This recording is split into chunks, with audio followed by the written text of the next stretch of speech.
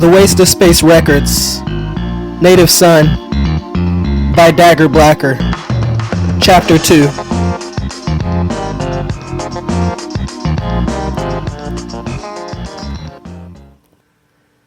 The Undergal had a new addition to the dance floor, suffocating humans. 3 green, gleaming cosmopods were lodged in the walls of the great rotating pyramid, breaking the oxygen vacuum and letting out all the precious air. The whooshing roar of it escaping, just the background instrumental to the song of suffering. Whooping gasps, heavy, wet heaving, cries, then silence. Bodies collapsing, blue and purple in the face, hands frozen where they clawed at the throats of the fallen. Thick, throbbing veins bulging in their arms and foreheads before going still. My helmet sprang over my head before I'd had time to inhale in the underclub. Pressure-sensitive, hair-trigger collapsible domes that the crew had nicked off a shipment to the Rust Dust Mars Mall. Meant to react to the lack of oxygen before we could. Even Antiope's colony-grade equipment required manual activation, the constable desperately slapping at the buttons along her collar as her own gasping joined in on the chorus. Bodies. My mind flashed the word behind my eyes. White-hot light blotting out the mass graveyard. Bodies and blood. Red, oozing down the chins of gurgling people. Scarlet webbing crawling over the dimming eyes of the dead. At once, the rushing wind was riddled with dust. The bodies before me were those of the oozers instead of the humans. The cries, for fuck's sake. The cries were the same. Antiope's whooping hacks clapped on my eardrums, her fingers growing bluer as they fumbled at the unlabeled buttons at the top of her suit. Right. I had to get it together. Had to keep it together for Ant, for the crew.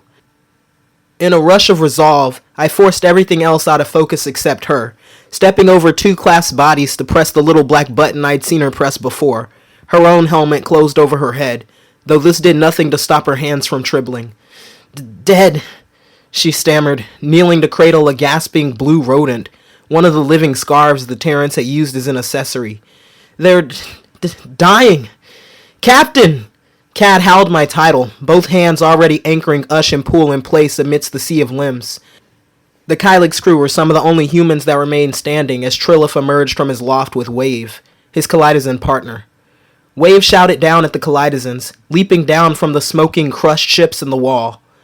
Something fast, the Ruerger words smushed together so I doubted save but a fluent speaker could parse them. One of the Kaleidozans drew a hot shot and blasted at Wave after taking aim. Missed, but only because they meant to. A warning that Wave didn't heed, starting down the metal steps to the floor, but Trilith used those tentacles to stop them, urged their partner back into their room, and shut the door. I thought that was the end of it, but Trilith emerged accents later with a long, silver hot shot, and shot the shooter's head clean off.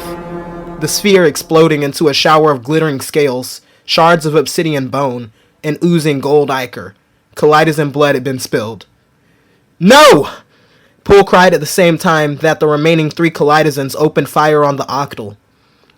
Trilith's tentacles shielding the first brutal volley, but there was no blocking them when his tentacles were reduced to shreds of gray skin. Green blood splatting the stair top as Wave trembled in the doorway. Don't worry, Pokel. You can do so much better than some greasy bugmog. One of the Jinklids sneered. It's about time everyone started to learn their place. Who they belong with. They gave Pool a real dirty look at this, scowling at them as those orange eyes seared a rage-filled path up all 8 feet of my translator. Cad still heaved from the sudden loss of oxygen, taking great gulps in so his helmet fogged. He drew his hammer as he urged Pool behind him, though the length of the purple metal handle trembled furiously. Despite the clear sheen of panic on his face, his voice was as easygoing as ever when he said, "If you're here for the drinks, there's less fatal ways to make an entrance." "Save your precious breath, Grieva. I won't speak with any human save the thief," said a blue-hued Kaleidozan. "Bon, keep your head on straight. We've got to focus." Their gills flexed, taking in that invisible scent. Pool's pheromones, or the Kaleidozan equivalent. "Well, we do have time, I suppose." Cad swung the blunt metal end of the purple-handled hammer through the closing distance between him and the Jinklid. "Trust me, dude. They're not interested." The jinklet hissed, long slitted nostrils flaring. Triple-forked blue tongue bared and lashing like a whip, dripping that golden ichor that served as both blood and venom. One touch could put a person to sleep for 6 arons. Poole stepped along a throng of suffocating corpses to get between Cad and the 3 circling jinklids. What in Eager's name is going on here? All of this over a mate? The blue-scaled Kylix strode forward. If you don't know, then you really are a bystander this time. Frees you up for other things anyhow. Pond, the blue jinklid's compeer, gave a sharp whistle through their gills. Why don't you get to know a Khalid for once, Pokegel? Don't call me that! All those elongated spikes along Poole's forearm, neck, and brow bristled, trembling, as if aching to spear an enemy through. Poole's scales flexed, and their voice was so thick with rage, the sound thundered around in my bones for avens afterward, shaking loose something I'd never felt with Poole. Fear. It's a compliment, the blue jinklid waved, as if knocking away any doubt. Broodbringer. You've never been so radiant, and I've never been so mesmerized. Okay, lover scales. I rolled my neck, felt a pop, the release of tension at the base of my skull. Ramming needed prep, properly running someone through. So what if Poole was getting bigger? They weren't the only one who could get scary. This isn't really my kind of music, but I'll still dance. To my back, Antiope stammered. Gene, what are you doing? Follow Nelson, Ant. Nelson wrung his dreadlocks. What? He howled. I can't pilot the ship. You don't have to fly it yet, I soothed. Just start it. All those years right next to the wheel, I know you can do it, Nelson. I addressed Ant. Cad can show you where the tank is. It's empty, so it might eat all your ions. It has a habit of doing that, Ush agreed, joining me at Poole's side. Now both of you, get to the Kylix, I said. Wait for me there. Kepler-Rastianism held nonviolence as a virtue for practitioners, of which the Kepler-born first mate was a devout practitioner. Every yush without harming another's vessel marked with the incredible growth of his hip-length dreadlocks. However, despite Cad's pleading, Ush, Poole, and I had used our numbers and the fear factor of xenophobia to get the upper hand on more than a few grain transport pods. Still, this will be our first fight amidst an ocean of death. Whatever lay on the other end of this conflict, I was the captain. If anyone got hurt, that was on me. Well, I jerked my head back toward the ship. I said, wait for me there. That was in order. Nelson relented first. Be careful, Captain. I found the black key in my pocket, everyone else had lost their copy, and tossed it across the dance floor to the first mate. He caught it, bounding back toward the ship, but Ant remained standing for a few accents. I nodded at her, just once. Finally, she joined him. That's an order I'm going to have to decline. Poole growled through fangs dripping with venom. A thick green drop splashed onto their iron gauntlet as they adjusted the flintlock switch in the control panel embedded in their forearm. The ratchet clicked, and their splayed metal fingers sprang into a steel fist. I concur, said Usher, smirking. She drew a narrow brick of silver, one of Tendon's treats, from her lab coat. What an unruly crew you have. Good thing I'm not a real captain. The jinklids crashed on us in a glittering wave. A bleat tore through me, reedy and way too loud in that sense I'd always hated, but appreciated now. Ush's metal brick bursting through one orange eye. The doctor taking a volley of spikes to the arm, flesh coming away with fabric just as easily. Her suit mending in that way all of ours was set to, since we'd stolen the nano-knitter from a moon called Riesleys 2 yushes ago. My horns sank into Pond's abdomen, but their scales mended around the wound as easily as our suits did. Kylixans weren't like xenogenes in that they were particularly strong, but their biology was persistent. Long natural lifespans, quick mending wounds, limb regeneration, the gills to breathe in open space. The same Kylixans Ares had dicked over 55 yushes ago were still young, not to mention kicking around in Octal 8. Part of the reason the embers of revenge had never simmered despite their dwindling numbers.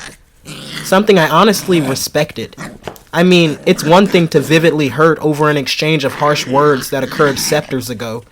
I could only wonder about the pain of half a century burning so hotly. Poole took the brunt of the attacks, gliding between opponents, weaving elaborate defense moves. Block, block, bite, hiss, block. The blue-hued Jinkalid was giving them a run for their drokens, matching every move, every twirl. "It's River, by the way," said Blue Scales, panting as Pool lunged at their jugular. "Not that you asked." "Wasn't planning to." A handful of blue-hued scales came off in Pool's clawed hand as they slashed at the Jinkalid's face. "Did you ever consider it isn't my life's dream to be your breeding tool?" River shouted. "It's not like I have a choice in the matter either. We're in heat. It's our duty to our kind, to all the forgotten species of the Andromeda Galaxy. We have a duty to ourselves. That's just as important." "It will be," said River, "when we've regained our numbers. Tell me, Pool Huelia Esprontanin Vi Kalidazen." All the fight drained from Pool's body. They swayed at the mention of their full title. "How do you know my name?" River ignored them. "How does hanging out with these bozobs contribute to the cause, bolster our numbers, make any strides toward liberation, reclamation?" "Who are you?" Pool's gills flexed. Those big orange eyes widened, glinted with gold. "River Fennerin Graffinassin Jin Kalidazen?" River beamed, and the scales in spikes. At once, their hinge Khalids, Pond, and another one they referred to as Drip, scuttled to the blue Jinkalid's back, orange eyes scanning us for any sign of trickery. Pool stumbled backward for a moment, their glittering bronze hand clasped over their mouth. How could it... But what about... Pool threw a glance back up at the loft where Trilith was still splattered. Wave, his partner, crooning to the gray slime oozing into their palm. Right. I'd never seen it in action. Had never seen anyone attack the peaceful octals whatsoever. But Octalavians had a healing factor too. Restructuring. Trilith would be back, though he might use a different name, and he might not be a he this time around. "Relax," River soothed. "We're not out for any trouble, just what the humans stole. See? No harm done." "No harm done?" Pool swaying gave way to buckling. Again, Ush caught them, slid an arm around their shoulder. "Look around, River. You've murdered dozens of innocent oxygeners." River sneered. "Psh, you and that perspective of yours. Well, isn't it about time we told our side of the story?" "That's right," Drip chimed. River went on. "I returned to my legally rented garage to find two of my closest friends riddled with holes, our lab ransacked. Trickle, a mated Vicalidazen, an accomplished scientist, and Stream, a lazabout sure, but they were loyal. They were my friends." A strangled kind of anguish rippled along the edges of River's words. For a moment, I couldn't help but see someone mourning, a griever no different from the rest of us. Except that I was shacking up with the killer in question. River's voice grew sturdier. "A valuable, volatile item has been stolen from me, and not just by a representative of those colonies you studied under, but the daughter of the secretary himself. This is a matter of intense security. Whoever got hurt in the process of pursuit is just collateral. If you are the River I know, then you have no business speaking like this." "Things change," said River, a simple, almost shakingly human expression, and a cold one at that. "Has it even occurred to you that you're interrogating me in the colonizer's language? Huin Horshrimska." I've asked myself the same question and continue to, but so must you, Pool. Have you no shame? "I'm not ashamed of my friends," Pool snapped. "Not them, and not Kimmy either." "Then you still refuse to apologize. Just say it, Pool. That's all the other hatchmates want to hear. We all make mistakes sometimes." "Kimmy?" Cad sounded out, slow, his voice hollow and soft from where he uttered the word in the shadow of the murmuring Kylix. A faint blush curled up into his cheeks. "It was no mistake, River," Pool corrected them. "You know me. I've always been curious about other cultures." Poole had always been closed-mouthed about how they ended up on that drill ship with Ush, mining for super-ionic crystals as Ush monitored samples of ion dust to document the effects on artificial lungs before being cleared for usage as fuel. Cultural differences had been their only answer for Yushes. Now, I wondered if I should plug my ears and sing Time for a Switch. Holding tight to our Drokins was the thing we valued above all on the Cosmocraft Kylix, but holding tight to our secrets was the thing we valued above all in space. Poole, I started. Their scales were on edge, all throwing light, all spectacular, shimmering skin. It's okay. I'm done feeling like I did anything wrong. They looked over their shoulder at the three of us. She was a spacefaring human. You know, from one of the colonies, Luton. We met at Uranus University. The college Poole had mentioned. The human, not so much. I just started studying translation, so I thought I'd try my hand at some Latin. Poole chuckled. Not as common anymore as I was led to believe in my studies. We kept talking. She was studying painting, so we joked that both our degrees would be meaningless. Ush cackled at this, spit flying out of her mouth as she slapped her knee. Ignore me. Go on. Sorry, it's just that I was thinking that exactly. Poole scowled at Ush a moment, then continued. Kimmy and I became close friends. I even visited her home planet over the Adams Day break. Back on Luton, that's where we first kissed. And back at college, that's where we first... Cadbury brightened at this, while River hawked and spat a green glob of venom onto a human's corpse. You and a human? Nelson didn't mask his hopeful tone. A human and you. I didn't think it'd be a big deal, said Poole. Everyone experiments in college. Which is why only asexuals get Adams Awards for their research, Ush noted. Poole ignored her. Someone must have reported us after one of our sleepovers. Disgusting! Drip piped up. Weren't you ever worried about that thing giving you geopox? All off-Earth humans are vaccinated for geopox, Ush said. It's just as deadly to us as to octals and calids. Kimmy wasn't sick, Poole sniffed. The Eldoniv were. What they did to her, they could have just as easily done to you, River cut in. If a Poole weren't on the council...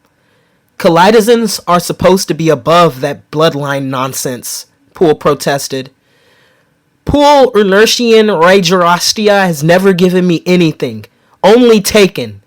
Poole thrust their steel arm out toward the Jinkalid. Yet only one half of your rotten union stands speaking, River replied. Everyone knows there was an exception made for you, Poole. Doesn't mean it'll happen again. To run with humans is to muddy one's sporastica. You may not have seen the dirt they track all over the universe, but this is because the Eldoniv remember so we don't have to. Make the hard decisions so we don't have to. So we don't have to think more like, Poole cried. I was only curious, River. Curiosity killed the Kaleidozan. The Kylix's engine turned over in a series of sputtering huffs, echoing down the chamber leading up to the underclub dance floor, the floor trembling, shaking up a blanket of dust and track dirt. Drip peered down the corridor. Where are you mud pups getting off to so fast anyway? They nudged Pond. Pond nodded, gills flexing. It's on that Cosmocraft, isn't it? With the Terran. What are you... Poole stepped toward them, but I took their hand. Ush was already ahead of us, sprinting out and away from the undergal and down the docking corridor. We tore across the floor, our steps only little additions to the cacophony of patter, slithering, shouting, urging, and weeping as others loaded into their ships, left their friends behind on the floor. When Trilith reformed, there was no doubt he'd sweep them into a chute, so their bodies could streak through space as burning, distant wish stars, the same fate as the billions of grievers before them. I'll explain when... A volley of lasers ate into the stray twists at the top of my head. Poole practically pushed the rest of us inside as we came to the idle, rumbling ship. Used their body as a shield, burning black holes rippling along their torso as the Jinkalids continued to fire. The wounds closed as quickly as they opened. Ush heaved the hatch closed, throwing that rusted damn lever. The Kylix didn't have a lot going for it, but it was laser-proof. It was the heat from continuous fire that would eventually be the death of us. Already, the exterior thermostat embedded in the control panel was ebbing on 3,000 degrees Fahrenheit. The limit was 5 before the interior thermostat began to creep toward 200 degrees. Well, I brushed past Kat to my seat. Despite the active temp readings, no other indicator appeared alive. What the fuck, Nelson? I asked you to start the ship. I didn't have to look at him to know his expression, slumping into his seat in my periphery, at my right hand. I told you when I moved in, Gene. Before this, I've only ever been in charge of inventory and engine maintenance. He sunk into his seat with a deep, low sigh. I'm not like you, or Poole, or Ush. I'm not a specialist. I don't have any training or skills or powers. I'm just some guy. Yeah, well, I couldn't help but roll my eyes. I didn't exactly stick around for my pilot's license, you know. Take some initiative, Cad. Nelson flinched at my tone, but I didn't have time to feel bad about this. Not yet. Ant gripped the back of my chair as my hand hovered over the central pedestal. The raised platform between Cad and I, the pilot and co-pilot. That included the controls for lighting, hatch locks, and most importantly, the engine. Jean, she drew an arm across her sweating forehead. It's hot. What about you, I said. Why didn't you show him? We were always given, Ant seemed to be choking on something other than the heat. Xenos to pilot the ships? I only know how to operate a Jeffington 70. Seriously? For some reason, this admission tasted bitter on my tongue. I shook the sweat from my coily mane, splashing it across the waterproof control panel and, most importantly, keeping it out of my eyes. Anyone who cares to learn, watch me now! I zeroed in on the engine panel. The auto letters glowed red at the top of the crank dial.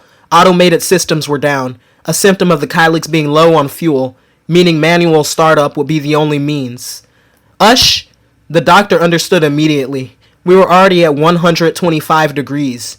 A human could withstand 200 more accents, she panted. Tops. Start a timer. I wrenched the dial to the left label, and the left end of the uniaxial engine coughed. At the same time, the engine structure quaked as one of those green cosmopods tried to wrestle free of the steel wall.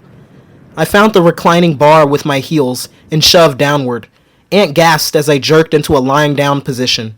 Sorry, this is the best way to... My hands took control from there, stealing all the concentration away from my brain. My fingertips playing a series of switches along the throttle quadrant assembly. Left, burnout protection. Left, thrust. Now, back to the engine panel. Left, engine. Now the ship gave a great groan forward, a blast echoing through the corridor. Ush reported, 70 accents. Guided by memory, I repeated the series of clicks, flips, and cranks for the right engine. The right burnout protection. Right thrust. The reluctant hum of the engine was accompanied by the soft yellow light of the cabin flickering to life.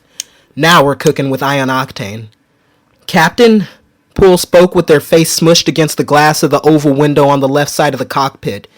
They recoiled away from the sight, squeezing their head which seemed to visibly throb. The translation officer's eyes flashed gold.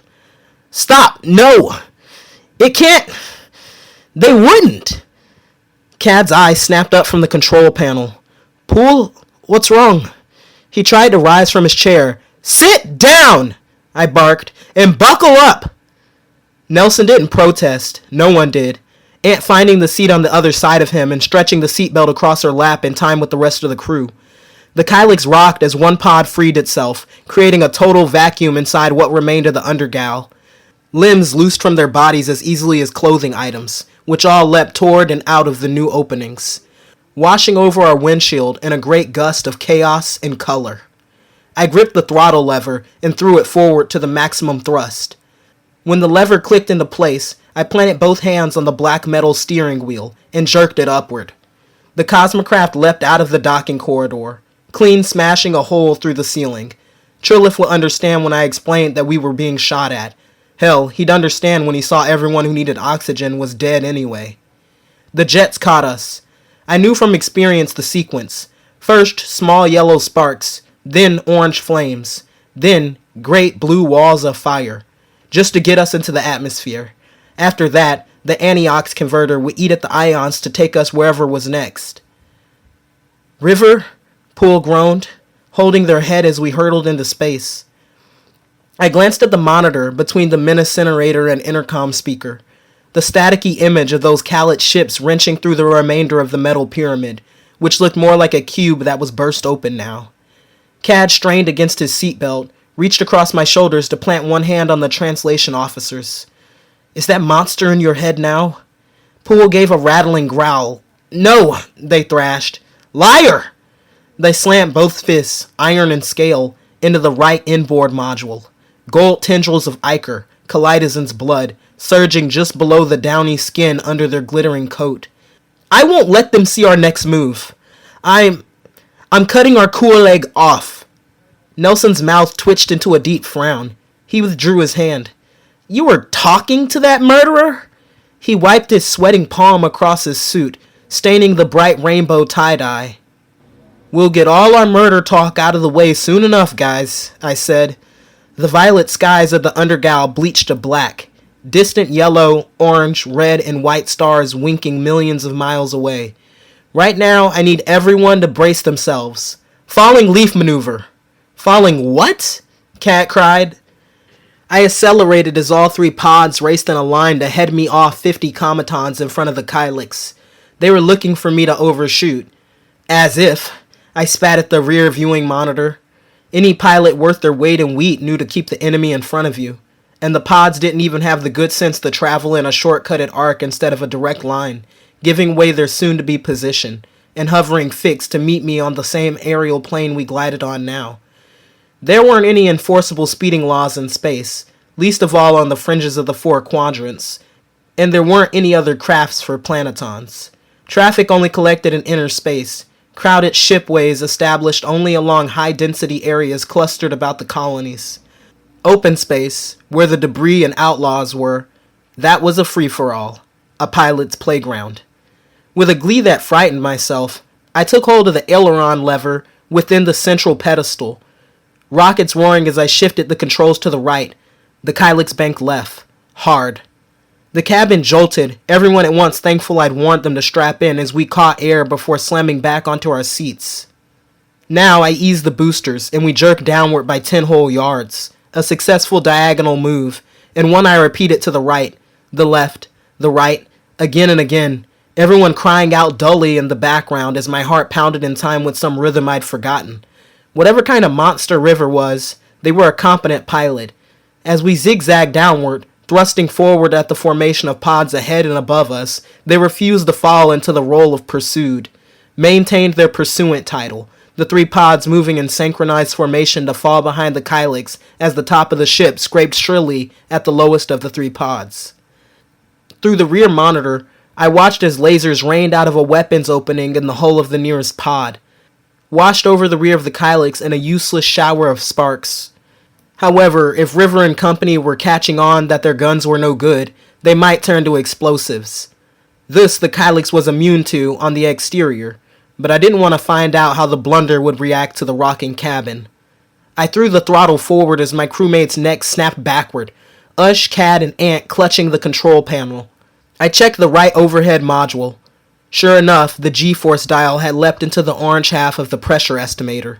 Humans weren't meant to be shaken around in a flying metal can. Their spines could snap at the wrong bank angle, and their hearts could burst at the wrong speed. I eased the throttle backward, decelerating by just enough to let Cad, Ant, and Ush recover their breaths. Sorry, is everyone okay? That was... Cad clung to his dreadlocks as if to stabilize his spinning head. Incredible!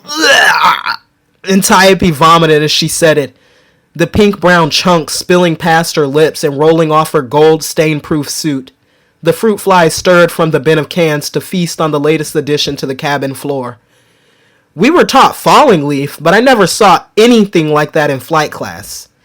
I swerved out of the way as the first of the three trailing pods surged past us, landing squarely into our vision and into the role of prey to our predator, the other two falling behind like the tucking tail of some great green gleaming creature. Starshine, I said, fixing both hands on the metal wheel. You've got no idea. River at the head had gotten the hang of arching backward to meet one's pursuant, but it was far too late for that now. Now, I had had time to think, the worst thing you can hand a pilot, or a captain for that matter. Cad, I asked, when was the last time you took out the trash? The first mate fidgeted with the light dimmer. Recently? 2 washes ago? 3 washes ago? 3... Cad sighed. 3 scepters ago, Captain. I bit back my criticism. For now, this would work in our favor. Out the airlock, aim for about 5 aurons. Cadbury balked. How am I supposed to aim for a time? The ovular ships followed suit as I led them in a gentle weaving flight path. We'd need them close at hand and behind us for our next move. The small auron hand, Nelson. I strained as I aired up on the wheel to watch the 3 ships collide before changing the weaving path. Keep them guessing. But one can only keep a proper ruse up for so long. The element of surprise was expiring. I never figured out how to tell time on an analog clock, Cat admitted. I chanced to glance over at his seat. You mean to tell me you never read those manuals I gave you? Analog was considered glitch-proof compared to digital.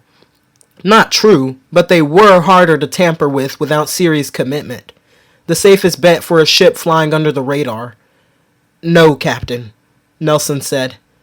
I didn't bother to comment further. Usher, the doctor had taken advantage of the lull and dangerous swerving to stumble to the grime grinder, a garbage compacting device we'd lifted from a garage sale in the Neo-Levy quadrant. 5 Auron, got it, Captain, Ush reported. To be clear, should I use all the bacteria clean? Just a few drops should do, I said, grinning so widely it hurt. One knew a plan was already awry when they were the only one thinking it. That stuff spreads like mint weed. Usher donned the exposure gloves from the supply closet in the corridor, headed back toward the airlock. Cat blushed. I'll hold her feet. He followed Ush. Poole avoided Cad's gaze as he left the cabin, but crowded around the rear monitor to watch the hatch open and Ush's gloves pop out. Thick, padded silver and clutching the ground garbage that smelled so sour, I thought I might give Ant's vomit on the floor some company. Hold! I shouted, spinning the rudder switch to shift the rear ailerons diagonally and give the entire Kylix a sideways tilt. Now! Where River would have slammed into the underbelly of the Kylix, they instead slammed into a wall of stinking trash sludge. A wet smack echoing throughout the Kylix as the 2 other pods followed suit. Just as I thought they might, the pods spun wildly, trying to dislodge the thick blanket smeared across their windshields, each idling to avoid collisions, drifting to 50 Wash, the designated rest location for injured crafts. Every pilot was taught to keep an eye out for injured compeers hovering within. When I guided the Kylix over the 3 pods, though, it wasn't to dispatch assistance. Ush pushed a Medipatch blaster to shoot the small orange drops of bacteria clean across the narrow distance between us and the pods.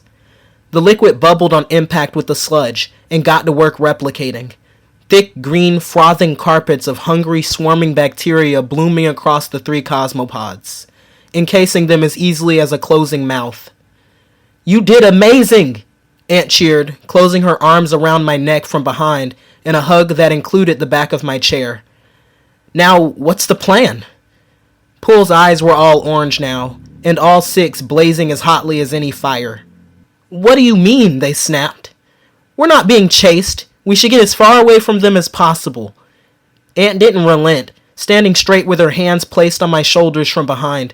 Even though she didn't ask, I knew this gesture meant to back her up. That's ridiculous, she said. Why should we put off being pursued for later? Poole spoke curtly. So we have more time to find out what they're pursuing exactly. Ant's face flushed a deep and mottled purple. I may need some more training behind the wheel, more than I thought.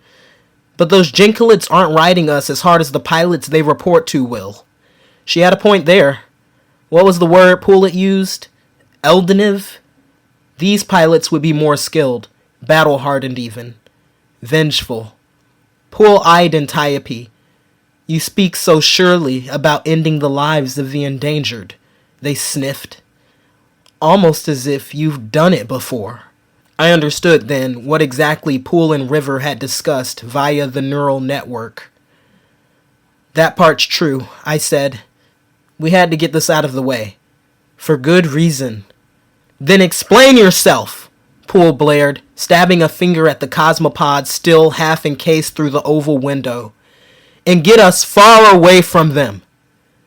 I took care of that last part, taking advantage of a nearby pebble belt to shift into a different star stream. The different colors and placements of these would confuse anyone. A unique arrangement from the glittering tapestry just hundreds of cometons to the third wash. Antiope sat on the smooth metal floor as we jetted out of the belt. Set the suitcase down, carefully. It's not mine. I kinda confiscated it from a crime scene. Something those Kylizans must be a part of. Some kind of extremist group. She fumbled with the latches, but undid them after a moment. Opened the suitcase, the foam inside cushioning the bottled black hole in the center. Poole's expression soured. River was right. Their glare didn't dwell on Ant, on the floor, for long, turning their accusing orange glare onto me. You knew about this. For like 20 avens more than you, Poole, I assured them. Trust me, I'm not happy about it, but Ant didn't have any other place to go, and we can't let any humans or Kylizans get their hands on this. Cad swooned in the mouth of the corridor. Coffee, he muttered. I haven't had enough. I must be hallucinating. Withdrawal can do that. Ush only planted herself in her seat, swiveled to the control panel, and said, What's your plan, Captain? I explained as well as I could, not like any of us were in denial about our situation. Food was scarcer by the wash, the only things thriving in space being grains and potatoes, but there was an infectious soil-based bacteria infecting vast swaths of Harvessa crops. The blight turning the potatoes to rotten black mash, and the wheat to wilt. Nutri-soup, concocted in the colonies with ingredients fresh from Earth, was expensive, and Drokans were only getting harder to come by given the Dragoons' tightening hold on transport. I'm as devoted to Antiope as all of you, I emphasized. Cad, I've known you since I was so hungry I couldn't lift a sheet of paper. Ush, you fixed me up more times than I could count. Poole, you've talked us out of more jams than a computer can count. It's my turn. Ours to end this game with Ares and make a home somewhere. Land for good. Poole was the first to respond, all three of my friends gaping at me and silent before the Kylizan glided across the cockpit and whipped the back of their scaled hand across Antiope's face. Though they shimmered with rage as Ant cried out, a red print throbbing on her cheek, their voice was collected as they said, No. This snapped Cad to attention, shielding the translations officer from my sabers as I lunged, snarling over Cad's muscled shoulder as he restrained me. Jean, deep breaths. Poole, you went too far.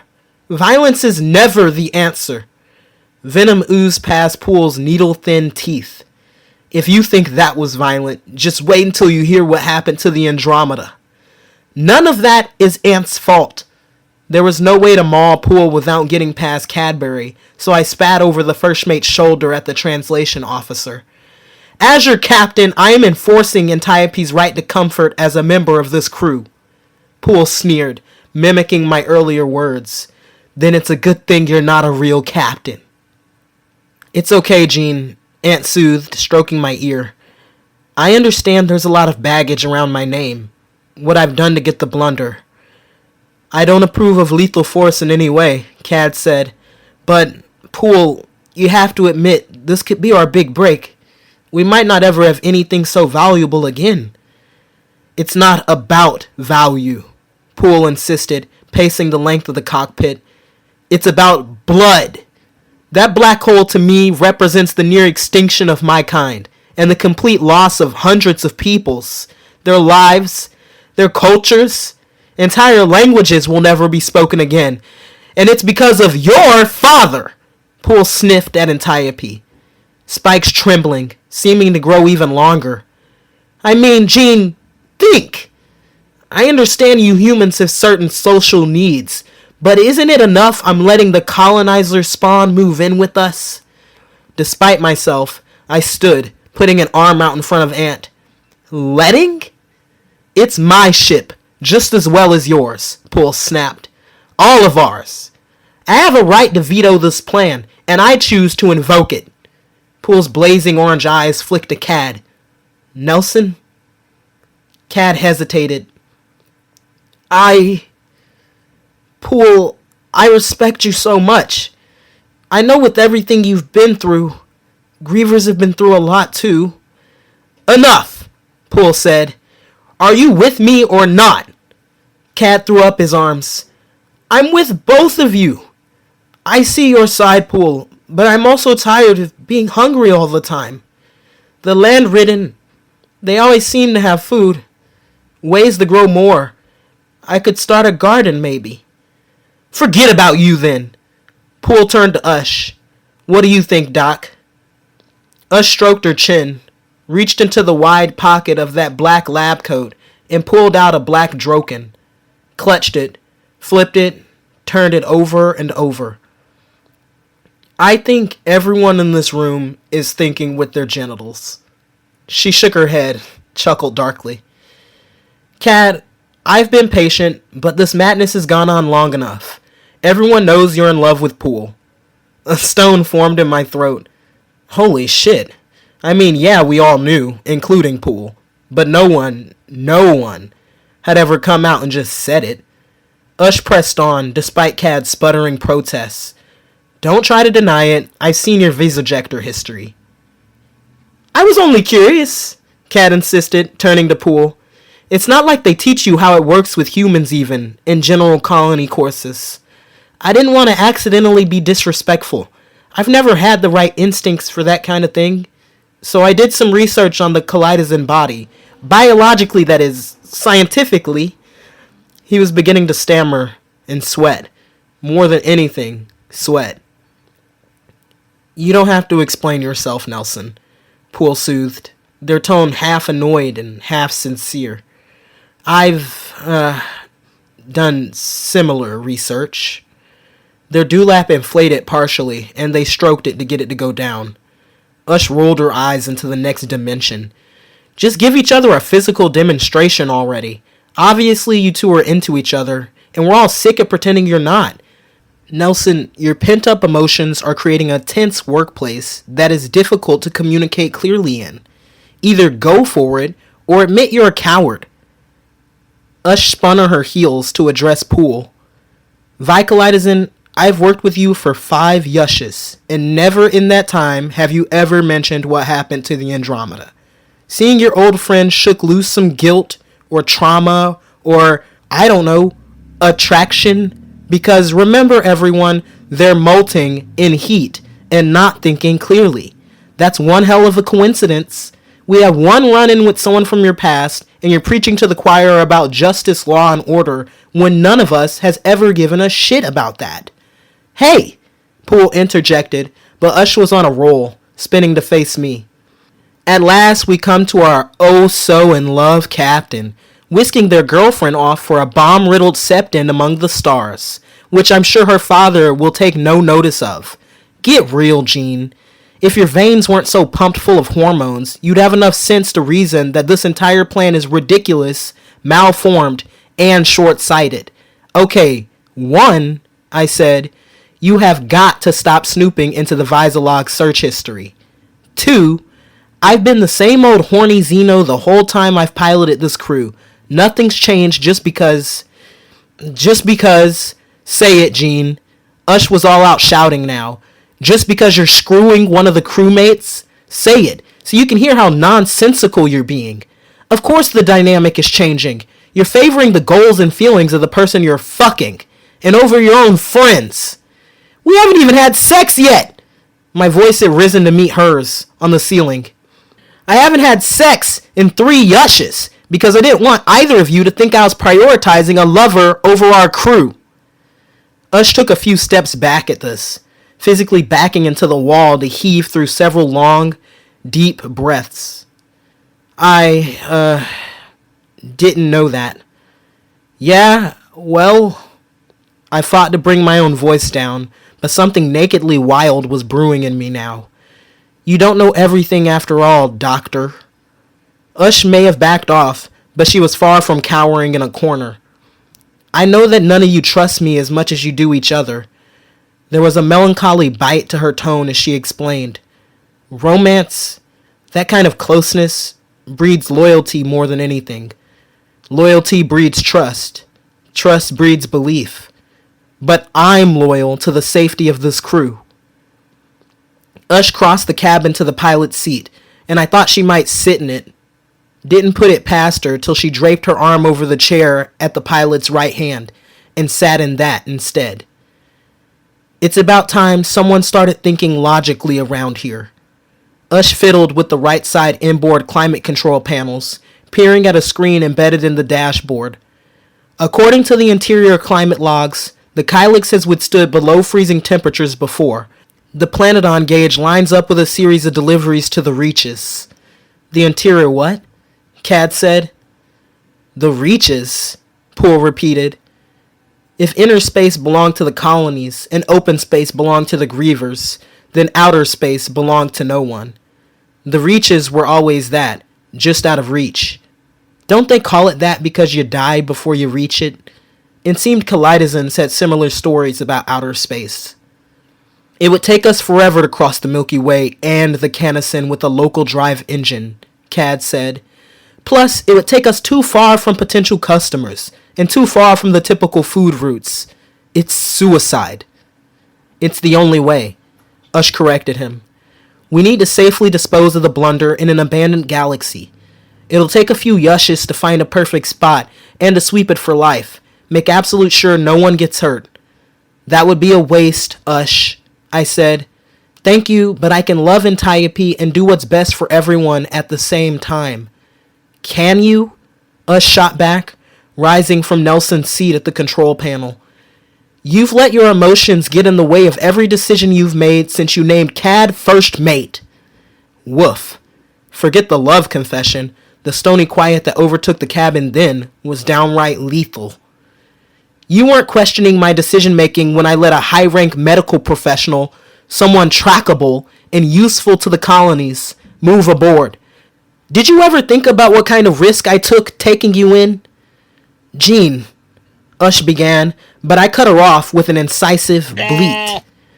I let you in with no judgment, I continued, at great personal risk to myself, Cadbury, and Poole. Even though I didn't know anything about you, except that, like me, you were running from something.